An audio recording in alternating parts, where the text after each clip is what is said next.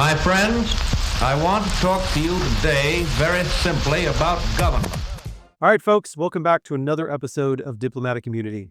I'm your host, Kelly McFarland, and today we're talking with Joel Wit. He is the author of the new book, Fallout, the inside story of America's failure to disarm North Korea. Joel's a distinguished fellow at the Stimson Center and an expert on North Korea and nuclear issues. He's actually negotiated with the North Koreans for the U.S. government during the 1990s and has been writing and publishing on North Korea ever since. Joel, welcome, and thanks so much for joining us. Thank you for having me here. I'm going to get right into it. Fascinating book. I really enjoyed reading it as we were discussing prior to starting the recording.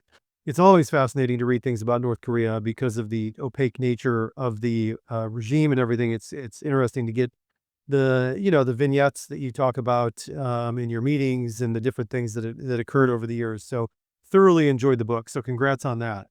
Thank you. We'll start off with, you characterize North Korea's program, their nuclear program, throughout your book as sort of their Manhattan Project. Folks are familiar with the Manhattan Project here in the U.S. From the 1940s, but, looking back at the 3 decades or so that you covered in the book, was there ever, and this is very important because it gets into negotiations and what's plausible in negotiations, was there ever a specific sort of, quote, point of no return where the program kind of shifted from this bargaining chip to something that they believed, they being the regime in North Korea, believed was essential for regime survival? Yeah, that's an excellent question because is a group of people who are experts on North Korea who believe that from the very beginning of the program in the 1960s, they were going to hold on to it to ensure their regime would continue. And my perspective is very different. My experience over 3 decades showed me that they were willing to put it on the bargaining table. And the reason they were willing to do that was geopolitics. They wanted a better relationship with the United States, and they understood their nuclear program would have to be on the chopping block. So if you look at the history of the program, what I would say is there wasn't really one point that was essential or critical. It was gradually, as the program grew and grew and grew, it became harder to achieve the objective of denuclearization, which was our objective. But I would say until the end of the Trump administration, it was still possible.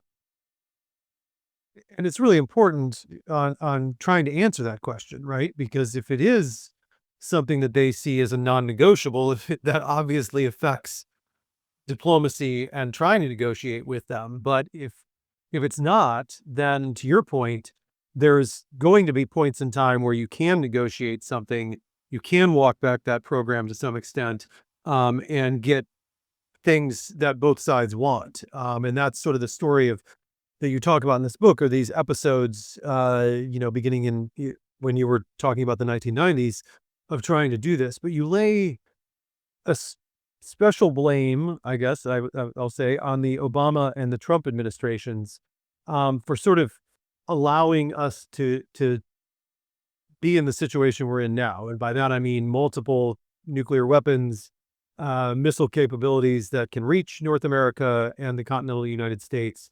So when we look back at the Obama and Trump administrations and their dealings with North Korea,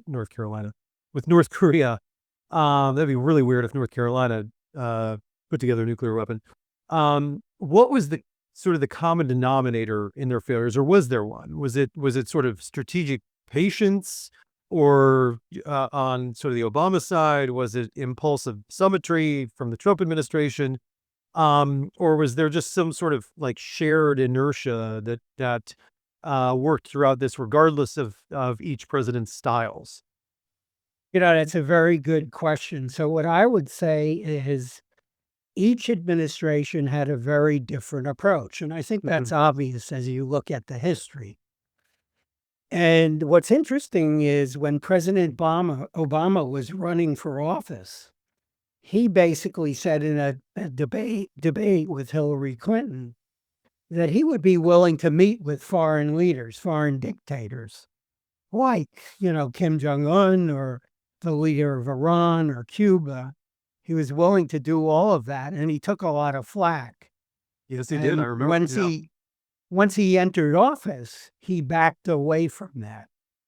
And so what happened with the Obama administration was they basically pressed the bureaucratic default button, which was, let's do a strategy of coercive diplomacy where we will have negotiations between mid-level officials, and hopefully that will work. And that's essentially what strategic patience was. Trump, on the other hand, didn't give up on summitry. He started his administration thinking that he was eventually going to have a summit with Kim Jong-Un. And it was the right approach, because the only way to get North Korea to agree to denuclearization would be in a leader-to-leader meeting. His failure was he's not the right guy. Despite his book, The Art of the Deal, he's not the right guy to clinch a deal. And he made some serious mistakes in two key summits in 2019, and that ended any chance of denuclearization. So I want to dive into your answer there a little bit more. So, on the one hand, you have, the strategic patience and this idea of what you talked about, like the mid-level bureaucrats continuing conversations. On the other side, you have the, leader summitry, which we saw under the Trump administration. So in your estimation, do you need both? Do you need this, because a lot of times the whole notion behind leader summitries is those mid-level bureaucrats, those other senior officials create the stage where they can go and sign something, right? Is that still the case with North Korea, or, where you need to have sort of both of those things happening? I think talking about today is very different from talking about 2019, and we could do that if you want. But at least in the case of 2019 and the Hanoi Summit, which ended in failure, but which almost was a great success. The Hanoi Summit was before the Hanoi Summit, there were mid-level negotiations on a summit document. And the mid-level negotiations essentially resolved every issue the United States and North Korea had talked about for decades, ranging from establishing diplomatic relations to negotiating a peace treaty. So the mid-level negotiation was, in fact, very successful. And it did the right thing because it left the two main issues, how far to go on denuclearization in a first phase, and how many sanctions the U.S. would lift in return. And it left those two main issues for the leaders to resolve. So I think it was a near perfect example of how to conduct diplomacy. Unfortunately, it didn't work out between the two leaders. So sometimes I and my colleagues joke, Trump was right about summitry, but in the summit itself, we would have been better off with Barack Obama. So what was the specific, sticking points at the summit that created the failure? If we were close, what happened? Well, there's this giant misconception out there that the summit failed because Trump was going for all or nothing. The North Koreans would have to agree on the spot to ship out all their nuclear weapons, or there wouldn't be an agreement.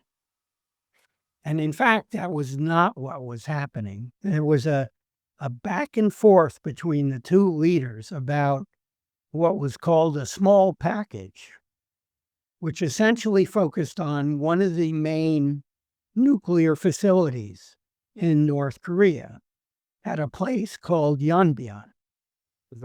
And there was a lot of nuclear activity there, but not the entire program. And the North Koreans were willing to give that up, but they demanded too much in return. They demanded that essentially all the sanctions imposed on them would be lifted. So there was a back and forth between the two leaders. Trump was trying to get Kim to agree to give up more of his nuclear program in order to get more sanctions lifted, or to just focus on Yonbyon but lift fewer sanctions. And there was a back and forth on this. Trump got frustrated, and essentially he walked out of the summit. And the key point here is that when the talks adjourned and before he walked out, in a hallway near where they were talking, there were negotiations continuing between mid-level people, and they were making progress. But Trump walked by them and out the door, and the Americans had to follow him. So you've mentioned Obama, you've mentioned Trump. The other party to this is equally as important, and that is Kim Jong-Un. So, there's this view of him out there as impulsive, illogical. We've obviously got, have heard stories of things he's done inside North Korea to maintain his stronghold on the country, or at least kowtow others to his leadership. But how does, you kind of work to refute that character in your book. So how does, our failure to view them as sort of informed negotiators in some ways distort policy options? And how have you viewed them over the years that you have dealt with not just, with the negotiators you've dealt with, but then how we view Kim Jong-un as well? I think certainly in the 6 or 7 years since the Hanoi Summit, it's become crystal clear that Kim Jong-un knows what he's doing. North Korea has made tremendous progress in their nuclear and missile program. They've built this alliance with Russia, which has really paid off for them. Their economy is doing pretty good, and they're not suffering from famines. So I think, if anything, this has confirmed that Kim Jong-un was a smart guy who understood what he was doing. And that's exactly the case when he had to deal with Donald Trump. At least in my analysis, it's very clear what he wanted. He did want an agreement with the United States. He wanted that as a way of giving him the opportunity for shifting resources from his enormous military expenditures to his domestic economy and modernizing his country. And he also saw a better relationship with the United States as a way of guaranteeing, that Washington's hostility would diminish, and so would the hostility of South Korea and Japan. So it all made perfect sense for him back then. But all that changed when Hanoi failed. And in 2021, when the United States withdrew from Afghanistan, Kim decided that the U.S. was a diminishing power. It was no longer, the world's only superpower. And that's when the shift and his policies started. And I think he's done very well for himself over the past 6 years. What has your experience been like? Because again, we talk about the opaque nature of the North Korean regime. What was your relationship like or experience like working with North Koreans over the past 3 decades? Well, in all my encounters over, I guess it was 30 years with North Koreans, starting in the 1990s, it was always the same North Koreans. These were diplomats who built up an enormous amount of experience dealing with the United States. They were very skilled. They could be very pragmatic. They were willing to brainstorm. And, they were looking for solutions. Now, I'm not saying that, there wasn't a layer of ideology there. And, we try to avoid that in any sort of diplomacy with them. But they weren't robots. And I'll give you an example. The current foreign minister, Chae Sun-hee, who's a woman, which is in and of itself very interesting. I have dealt with her for 30 years. I knew her when she started out as a translator for the chief negotiator. And over those 30 years, she became our main interlocutor in diplomacy. She's very smart. She's highly educated. She has a wicked sense of humor. And she was a pleasure to deal with. And so she was, I'll give you one example of how much she understood the United States. I guess it was in 2011, we were having dinner in Berlin, maybe a little earlier. And she turned to me and said, "What do you think about Hillary Clinton's new book, It Takes a Village?" And I hadn't even read it, but she had evidently read it and studied it and wanted to discuss it. And I didn't have a response. Yeah. So, very skillful in dealing with us, as opposed to our diplomats, most of whom, had no experience with North Korea. Yeah, it's interesting, and I think it speaks to the the differences in priorities, and focus, and the vast range of things. Not that they don't have to do that, but it's interesting when you talk about it that way. This issue, the idea of like experts or generalists and things like that. So I want to get to another side of this, and that's the intel side.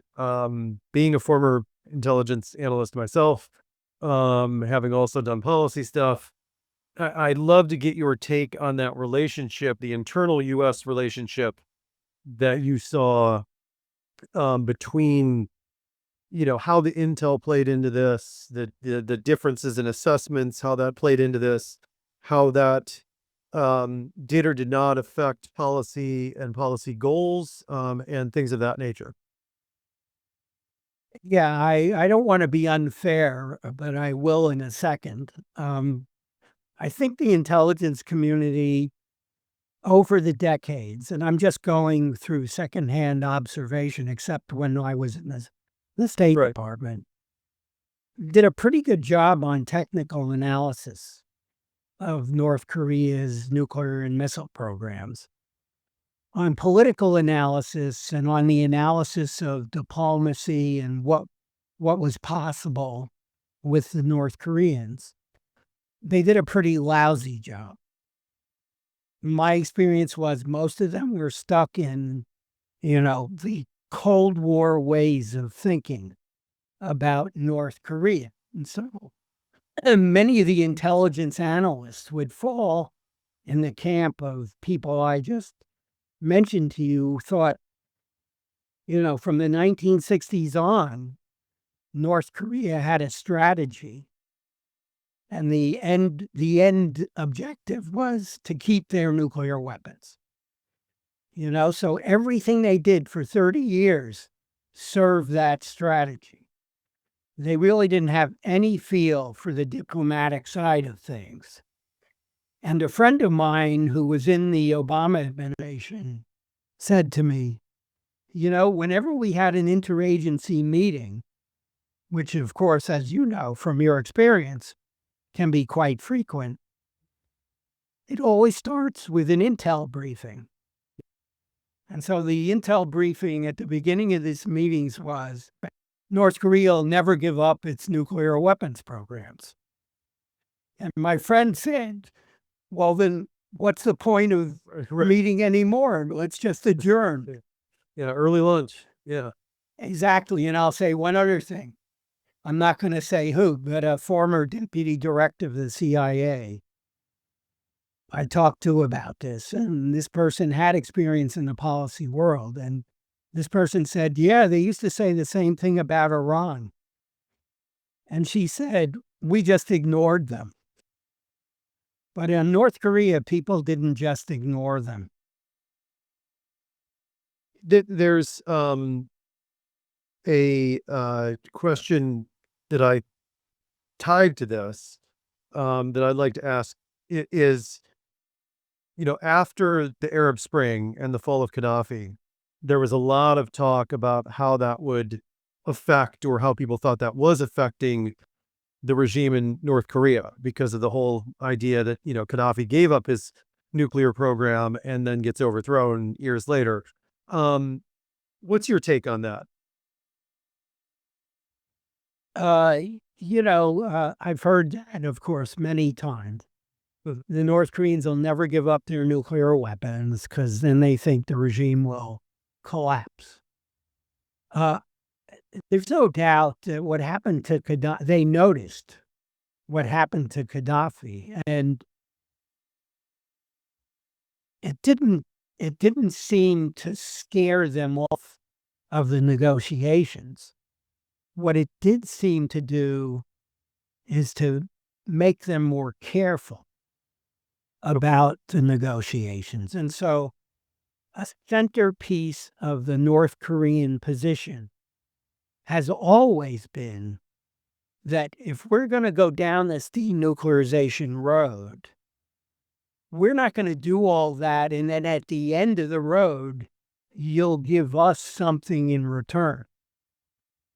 What they have demanded all along is that we will do this in phases, denuclearization, and in every phase, you will take steps to diminish your hostile policy towards us, which means political, security, and economic hostility. It means establishing diplomatic relations. It means lifting sanctions. And it also means negotiating a peace treaty. That way they would ensure that they wouldn't reach the end stage empty-handed. So that leads me to the next point, which is where we are today. So, what do you see as the outlook moving forward? I know you talked about we're in a much different situation than we are in 2019. So is there anything on the horizon? Well, as someone who's followed this issue for 30 years, I don't think I've ever been more pessimistic. And that's because there has been a real sea change, certainly in North Korea. I mean, Kim Jong-Un is in a much different position today. He's not interested in engagement with the United States. He has a new ally, Russia, who's providing him with all sorts of assistance. He's hostile towards South Korea. His nuclear and missile arsenals are growing. His conventional forces are being modernized. And he feels like he's a player on the global stage. So today his objective is to see American influence in East Asia diminished. On the flip side of the coin, I don't really have much confidence that if there is another summit, Donald Trump will be able to handle it well. I thought in 2019, aside from the fact that he ran out of patience, he did a pretty good job. Today, he's overconfident, doesn't have good advisors, and I don't think he understands the situation has changed dramatically. Yeah. And particularly on the nuclear issue. So I could see him falling into a trap where he agrees to peaceful coexistence and might even agree to start withdrawing American troops from South Korea. But without anything on the other side. He may get something, but I think it'll be a big mistake. Yeah. Yeah. All right. Well, let's not end on that pessimistic view. So, Right.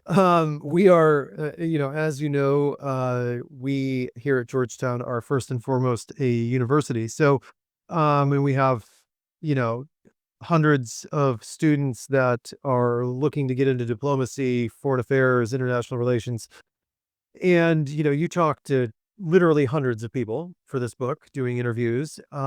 So what are some things takeaways on the art of negotiation, back channel, things like that? What are, 2 or 3 points you'd like to leave for students who are learning about this kind of stuff and hoping to do it one day?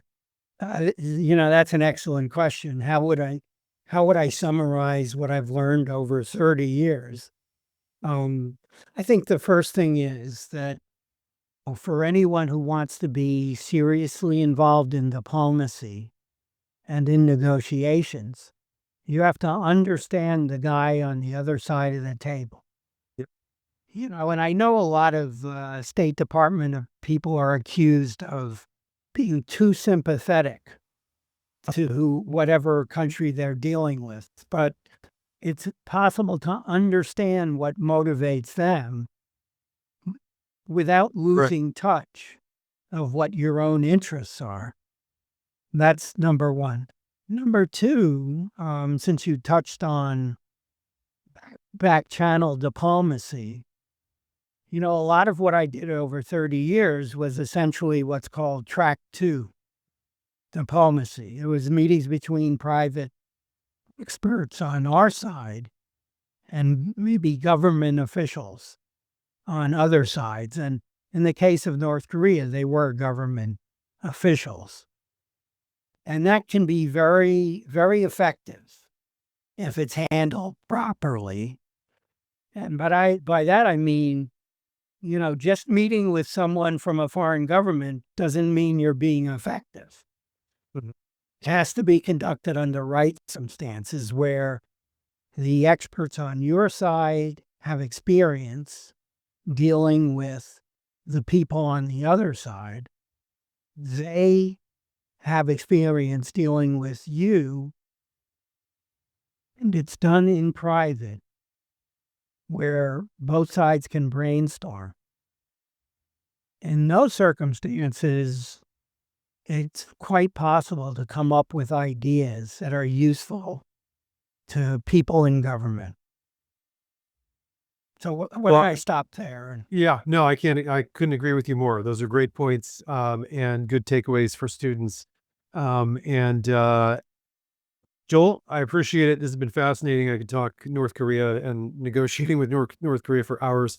But again, folks, don't forget, if you're interested in this, or just want a really interesting story about diplomacy and negotiations and hard problems, I highly recommend grabbing Joel's new book, Fallout: The Inside Story of America's Failure to Disarm North Korea. Joel, again, thanks so much for joining us. Thank you very much. I enjoyed the conversation.